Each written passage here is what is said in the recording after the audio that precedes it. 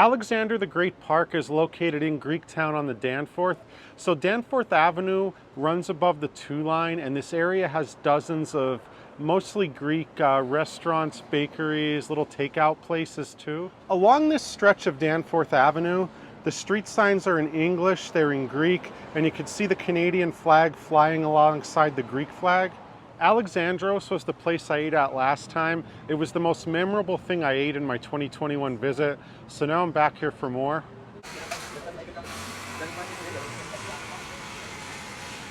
This park is really an ideal place to get a feel for the neighborhood. You have a lot of older guys just kind of hanging out here, maybe smoking, drinking a little coffee. And of course, I'm here for the food. This chicken gyro, it's a little bit messy, but the flavor, the tenderness of the chicken, it's just really worth it. So this is just like I remember. The bread is nice, warm, and soft. The chicken's very tender. I'm almost tempted to eat a second one. Alexandros also has a location along the waterfront, and it's right next to the water taxi. Last time I was in Kensington Market, this place stood out the most, Rasta Pasta. It's a Jamaican-Italian fusion restaurant. So they have dumplings, they have pasta. I'm trying their namesake pasta dish, which is Rasta Pasta. It's got marinara sauce, dumplings, gnocchi, and then there's jerk chicken in there. And I also got an ackee dumpling. I've never tried ackee, I've never heard of ackee, but this is one of the dumplings they have. I was expecting smaller ones, but I got this big one instead. The dumpling is very doughy on the outside, but this is what it looks like on the inside, and the pasta. So it kind of tastes like a regular gnocchi dish, but when you mix the jerk chicken in, it gives it some spice that normally wouldn't be there unless you added hot pepper to the dish.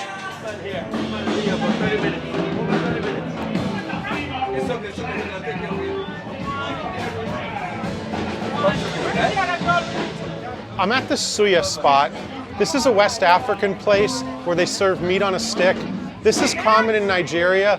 One major difference is the fact that here in North America, it's not served with newspaper, whereas over there it is. And you can see the spices kind of grilled into the meat. You can see it right there. Okay, so the spice level is very mild.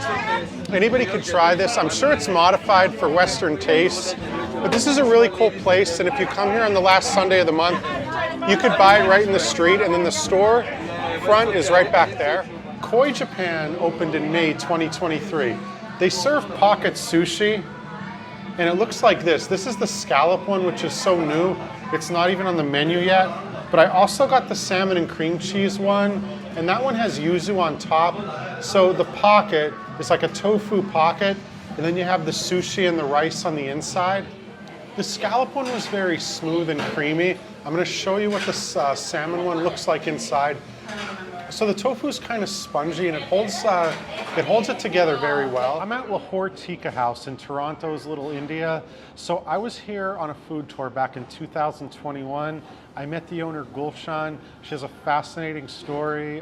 Originally from Uganda, settled in Toronto. This restaurant's been here for around 25 years. So I'm trying some things that I didn't necessarily get to try during the food tour last time. So right here, I have the vegetable samosas. I also have the vegetable biryani right here. You can see how high that is. And then I also have the butter chicken. I believe this was part of the food tour I did, but I also have right here sesame naan to try this with. I think I had the butter naan last time, but I got a chance to see the oven this is made in. And then finally, I have 2 dishes in one here. So this is the hot sizzling plate. It's since cooled down, but this has the beef ribs, and it also has the lamb chops, as well as these peppers, which they come and put on after it cools down a little bit. And then for my drink, last time I had the mango lassi, this time I'm having Faluda. So this is a really popular Indian drink. I first discovered this in Chinatown. I'm sorry, not Chinatown, but Little India, which is next to Chinatown, in Little India in Yangon, Myanmar. So you could also find this at Indian restaurants. This is a Pakistani restaurant, though, named after the city of Lahore. That is the Taj Mahal behind me. And then you have that really cool rickshaw right there. So the first thing I'm trying is a samosa. That's green pea, potato, and spices. I'm trying it in the yogurt. Very crispy on the outside. So the butter chicken, I'm trying it with the sesame naan. It's very smooth. I like the little bit of crunchiness that I get from the sesame naan. Now the vegetable biryani, there's large pieces of potato in it. There's some cauliflower, chickpea. There are spices in it. It's basmati rice based. But now the lamb chops, they have kind of a red-orange tint on the outside. You can tell those spices are cooked into it. But my absolute favorite out of everything I've tried here are the beef ribs. So yeah, the beef ribs are my favorite. To me, the flavor's the strongest. It's not super spicy. I feel like it has a slight tang to it. And I always do this where, what would I order again if I came back? Well, besides the faluda, which is sort of a dessert, I would definitely order the beef ribs again. So thank you very much for watching. I hope when you're in Toronto, you'll head down to Little India, check out Lahore Tikka House. One major plus besides the delicious food is that this place has a little parking lot. There are a couple rickshaws out there, so you could definitely tell when you're passing this place. So I'm not done eating yet. I'm gonna have the almond kulfi. You can see the little almond on the bottom. I believe last time I had the mango. Everyone, I'm here with Mr. John Lee. And we're at a Korean barbecue. We're trying, I know how to say sogogi, but I'm sure there's another name for the steak that we have. It's basically a marinated beef, thin slices of, with soy, a bit of onion, sesame oil, of course, and a little bit, depends on the recipe, but this one probably doesn't have it, but sometimes people add a little bit of rice wine vinegar. But overall, this is your classic Seoul-style barbecue. We've got a little bit of East, a little bit of Western influences. What you're trying, obviously, Brian, now is the beef, which is fantastic. It's cooked over the open flame here at the table, which is fantastic for freshness. People always complain, why am I paying so much if I got to cook the food myself? Well, because this food doesn't really have a lifespan beyond a few minutes after it's cooked, so it's best to enjoy it when it's great. And if you can see, this is what it looks like. Oh yes, fabulous. Look at that with the mushrooms, great. So you live in one Koreatown. I do. We're in North Koreatown. Correct. Not as in North Korea, but Koreatown North would be more accurate. You know what? Ironically, the polarization still works. Yeah, we have North and we have South. It's the same people divided by two different geographies. But this Koreatown is a bit more current. The Koreatown that I live in is more of a traditional Korea from 1970, 1975, the culture that created the restaurants that are still there. Here, we're seeing a lot more Koreans coming recently from Korea in the last potentially 5 to 10 years. And they've also brought their kind of version of updated Korean cuisine. So Daldongnae, which is the restaurant that we're at right now, really kind of specializes in what they call Seoul style or big city style barbecue. And what do we have here, John? That's called mulnaengmyeon, and it's a North Korean specialty. It's actually cold noodles, and there's actually shaved ice inside the actual noodle. And before air conditioning or other technological conveniences, this is what people ate traditionally to counteract the heat in the course of the day, because if you're working in the fields or in any kind of job, you need to eat, and if it's so hot, people have a hard time keeping food down. So this dish has become very popular, not just in the north, but also in the south, where summertime and warm weather can be brutal. I mean, there are hot periods that really kind of defy any kind of mobility, but if you have a bowl of cold noodles, it'll actually cool you down. So yeah, a lot of the different flavors that we see here in this particular restaurant are kind of elements of historical parts of Korea, but you know, in Seoul, like any big city, we like to have everything all at once, no matter where it comes from. And how do you say the name of the restaurant again? It's called Daldongnae. Okay, 감사합니다. Chummaneo. I'm on Yonge Street at a place called Miss Fu in Chengdu. So I believe this is Szechuan style cuisine. And it's this little pot with a chicken broth that I'm trying not to spill. And inside are a bunch of different skewers, like this cauliflower. So how does this work? It's my first time trying this. So this is a chicken broth with some chicken oil, cilantro, and then chicken bones definitely. And then here's the skewers that you have ordered. And when you eat it, you just put the skewers dip into the sesame oil dipping sauce, and that's it.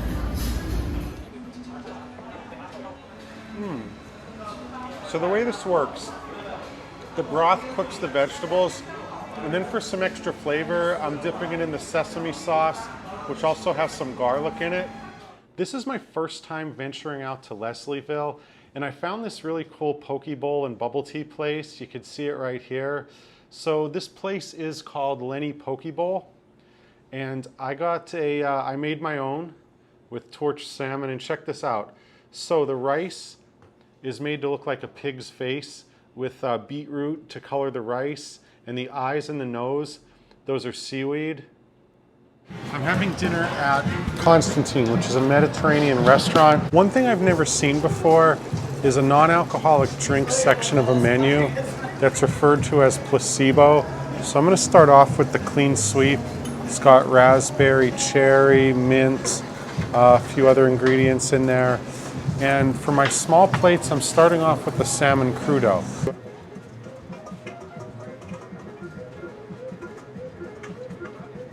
So take a look at this. When I first looked at this, I thought those were pickled onions, but it's pickled rhubarb, smoked olive oil, microgreens, that's salmon there, and I can't wait. So the rhubarb adds a tartness to the salmon. It adds a little bit of crunchiness as well. I've had strawberry rhubarb pie, strawberry rhubarb macarons, but I've never had it in this way. And I think it's a pretty cool idea. So now I'm trying the burrata. This is definitely a more sophisticated presentation. So if you take a look here, it's got coriander, also has sesame seeds, and so like kind of crunches in your teeth when you eat it. And it's also like very rich, very creamy. And I'm so glad they suggested this. I did not order it, but I saw like several people order it, and I'm glad I tried. This grilled gem lettuce, it's not one of the entrees or appetizers, it's a side. So this is lettuce with Greek yogurt on top. That's the pickled rhubarb that you saw in the salmon earlier. And then there's za'atar. You can see the za'atar sprinkled throughout. And for the entree, what I ordered was the grilled hanger steak. So it's an 8-ounce hanger steak. It's in a red wine juice. And then right there you can see, those are little peppers down there. Well, I gotta describe the grilled gem lettuce. I'm enjoying the steak, but with that dish, I would definitely say it's grilled, so I'm not used to lettuce being grilled. I may have never had that, but I would say the yogurt added a smoothness to it. But when I first tried it, definitely the pickled rhubarb, you know, the bitterness of it kind of was the dominant flavor. But then at the end, I definitely tasted the za'atar, so that's something I definitely recommend trying if you've never had it before, and chances are you probably haven't. And by the way, I'm seated at the chef's bar, which in my opinion is the best seat in the house. That's where I recommend you sit when you come here. Here's what it looks like. This is the salad station right here. And then you got this in the middle. And then off to the side, that's where the pizza oven is. Now it's time for dessert. So I'm gonna be trying the apple baklava. So that's chantilly cream, that's the baklava. And then you see the green there, that's pistachio dust, and the maroon, those are rose petals. So before I have my last course, I wanna talk about the 4 savory dishes I tried. So number 1 was the salmon. If I come back here, I would absolutely order that. I would put that in the category of worth traveling for. The burrata was interesting. If somebody else ordered it, I might even encourage someone else to order it so I could share it with them. But the salmon was definitely my favorite. Then as far as the gem lettuce went, that was an interesting thing to try. I enjoyed it. And the hanger steak you really can't go wrong with. But out of everything I tried, the one thing I would make sure I ordered if I came back definitely would be the salmon crudo. So I'm at Kafe the Kam in the Church-Wellesley area of Toronto. So I'm trying something I've never tried before. This is a croffle. So it looks like a waffle, but it's supposed to have the texture of a croissant. And I also got myself a mango bingsu. Mango because it's mango season right now. So if you look at the croffle, so the croffle is kind of flaky right there. Okay. And it does taste like a croissant. It's a pretty cool idea that they have here. So Jennifer was nice enough to join me here. And Jennifer, the croffle was great. Excellent job on that. It definitely had the texture of a croissant. Yeah. So now I got the mango bingsu. I know it's shaved ice. What would be the difference between like bingsu and let's say Taiwanese shaved ice? The ice is a little bit different because we used to use that milk with milk, also condensed milk together. And then for texture, we put a little bit water there. Oh, so you use water? Yeah, water in it, but most of them is like milk and condensed milk. And what does Kafe the Kam mean? The Kafe the Kam is because I want to introduce a Korean style coffee shop, so I just put the K instead of a C. So it's just a K-A-F-E. It's a cafe. The Kam just come in we have a sweet. It has a meaning of sweet. Okay, sweet. Yes. Like this. Yeah, right. Well, menaso bangapsumnida. Correct. 감사합니다. 네, 별 말씀을요. Okay, 안녕히 계세요. 네. I'm at the Scarborough Town Center Mall. It's been around for decades. It's on the outskirts of Toronto.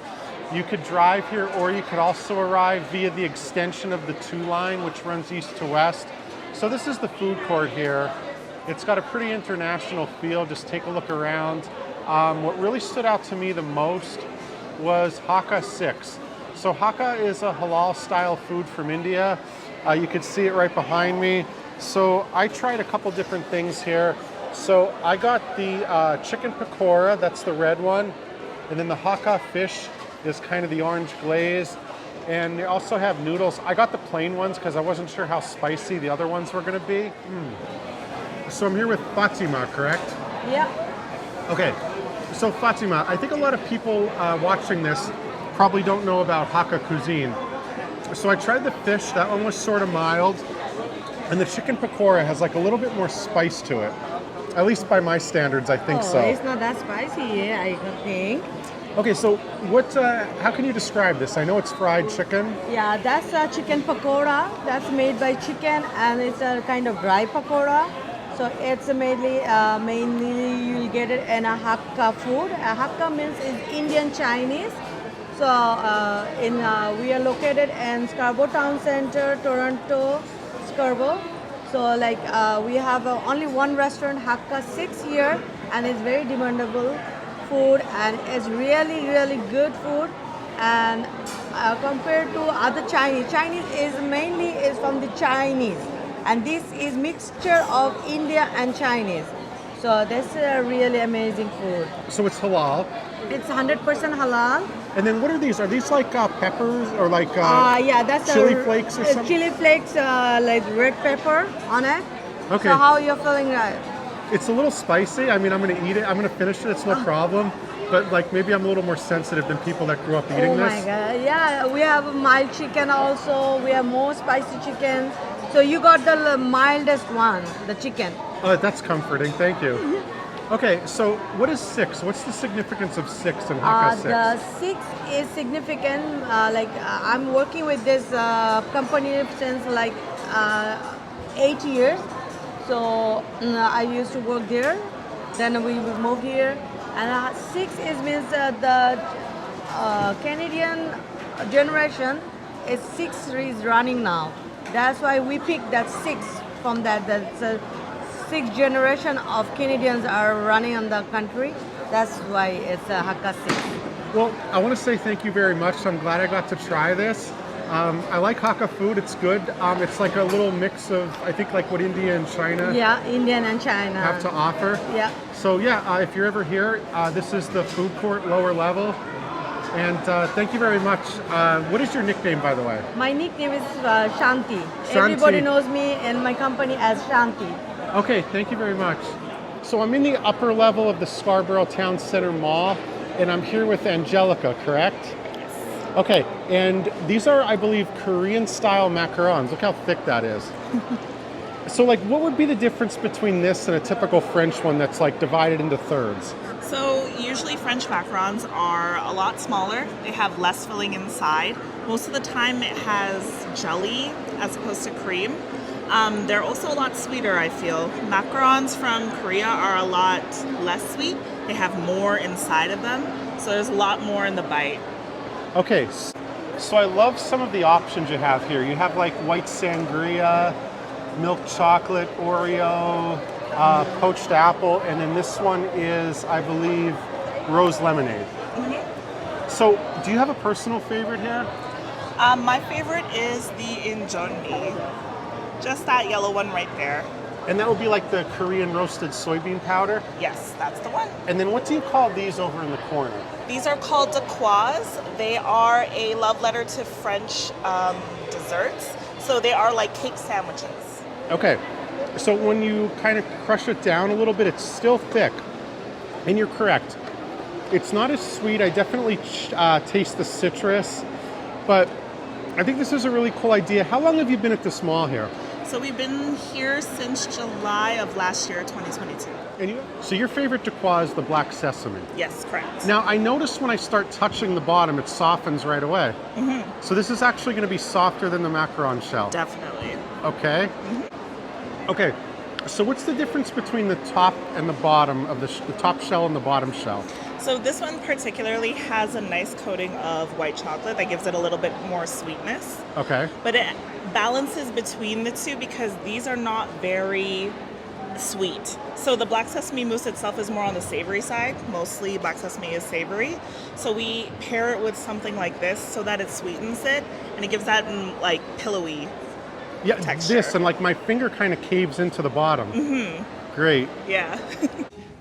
The Social Blend also has a location in Eglinton, right off the one line, very easy to get to. And while I'm here, I'm going to try things that I did not try at the Scarborough Town Center Mall. So this is their Basque-style cheesecake.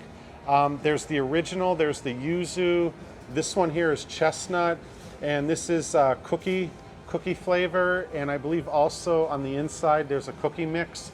So I also have their custom tea. So this is TSB tea, and I'm told that it's a mix of black tea, condensed milk, and a shot of espresso. So let's see how this goes.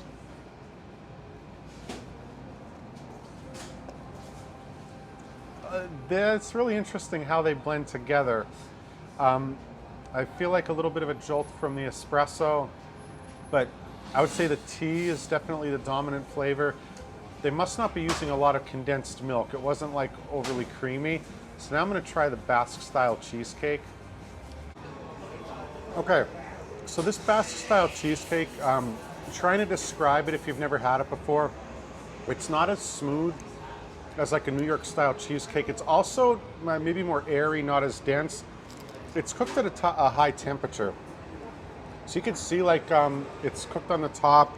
The yuzu, the gentleman I just talked to told me this is his favorite flavor, but I got myself a box of 4, and I really love the desserts at this place. Thank you very much for watching.